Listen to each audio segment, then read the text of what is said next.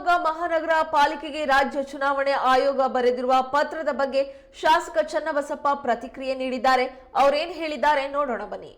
ಚುನಾವಣೆಗೆ ಸಂಬಂಧಪಟ್ಟಂತೆ ಆಯೋಗದ ಚುನಾವಣಾಧಿಕಾರಿ ಮುಂದೆ ನಾವು ಹೋಗಿದ್ವಿ. ಅವರೊಂದು ಭರವಸೆಯನ್ನು ಕೊಟ್ಟಿದ್ದರು. ಅವರು ಅವತ್ತು ಹೇಳಿದರು, ಈಗಲೂ ಹೇಳಿದ್ದಾರೆ. ನನ್ನೆ ಒಂದು ಪತ್ರ ಬಂದಿದೆ, ಆ ಪತ್ರದ ಸಾರಾಂಶನೂ ಕೂಡ ನಿಮಗೆ ಕಳಿಸ್ಕೊಡ್ತೇನೆ. ಆ ಪತ್ರದ ಹೇಳಿದ್ದಾರೆ ರಾಜ್ಯ ಸರ್ಕಾರ, ನಾನು ಅವರಿಗೆ ಒಂದು ಮಾತನ್ನು ಕೇಳಿದ್ವಿ. ನಾವು ಚುನಾವಣಾ ಆಯೋಗದ ಬಗ್ಗೆನೂ ಕೂಡ ನಂಬಿಕೆ ಕಳ್ಕೊಳ್ಳೋದೇ ರೀತಿಯೊಳಗೆ ನಿಮ್ಮ ನಡವಳಿಕೆ ಇದೆ ಅಂಥೇಳಿ ಚುನಾವಣಾಧಿಕಾರಿಗೆ ನಾವು ಹೇಳಿದ್ವಿ.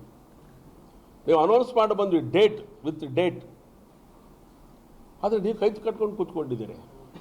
ನಿಮ್ಮ ಬಗ್ಗೆ ನಂಬಿಕೆ ಹೊರಟೋಗ್ತಾ ಇದೆ, ಸರ್ಕಾರದ ಬಗ್ಗೆ ನಂಬಿಕೆ ಇಲ್ಲ. ನೀವು ಹೇಳಿದ್ರಿ ಸುಪ್ರೀಂ ಕೋರ್ಟಿನ ಆದೇಶ ಇದೆ, ಆದೇಶದಕ್ಕೆ ತಕ್ಕಂತೆ ನಾನು ಕಾರ್ಯ ಮಾಡ್ತೇನೆ ಅಂತೇಳಿ.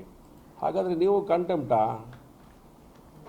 ನ್ಯಾಯಾಲಯದ ಆದೇಶದ ವಿರುದ್ಧ ನೀವು ಹೋಗ್ತಾ ಇದ್ದೀರಿ ಹಾಗಾದರೆ ಅಂಥೇಳಿ ಇದು ಚರ್ಚೆ ಮಾಡಿದ್ವಿ ನಾವು. ಅವ್ರಿಗೆ ವಾಪಸ್ ನಮಗೆ ಪತ್ರ ಬರೆದಿದ್ದಾರೆ. ನೆನ್ನೆ ಬಂದಿದೆ ಪತ್ರ ನನಗೆ. ವೋಟರ್ ಲೀಟಿಗೆ ಸಂಬಂಧಪಟ್ಟಂಥ ಸಂಗತಿಗಳು ಸ್ವಲ್ಪ ತಡ ಆಗಿತ್ತು. ರಿಸರ್ವೇಷನ್ ಅನೌನ್ಸ್ ಮಾಡಲಿಲ್ಲ, ಅದಕ್ಕೋಸ್ಕರ ಚುನಾವಣೆ ಮಾಡಲಿಕ್ಕೆ ತಡ ಆಗಿದೆ. ವೋಟರ್ ಲೀಟಿಗೂ ಕೂಡ ನಾವು ನಿಗದಿ ಮಾಡಿ ದಿನಾಂಕವನ್ನು ನಿಶ್ಚಯ ಮಾಡಿ ಕಳಿಸಿದ್ವಿ ಹೋದ ಬಾರಿ.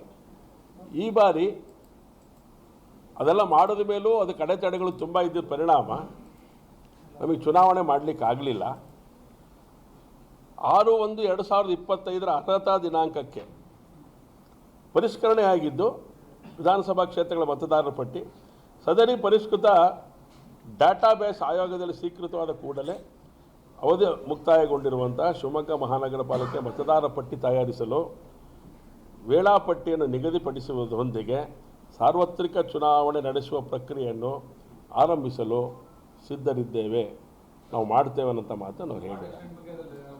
ಏನಿಲ್ಲ, ವಾರ್ಡ್ ಎಕ್ಸ್ಟೆನ್ಷನ್ ಮಾಡೋಕ್ಕೆ ಬರೋಲ್ಲ, ಅಲ್ಲ ಮಾಡೋಕ್ಕೆ ಅಲ್ಲಲ್ಲ, ಅವರು ಹೇಳಿಬಿಟ್ಟಿದ್ರು ನಾನು ಮಾಡ್ತೀವಿ ಅಂತ. ಅವರು ಕೊಡದೆ ಹೋಗಲಿ ನಾವು ಮಾಡ್ತೀವಿ ಅಂತ ಹೇಳಿದರು.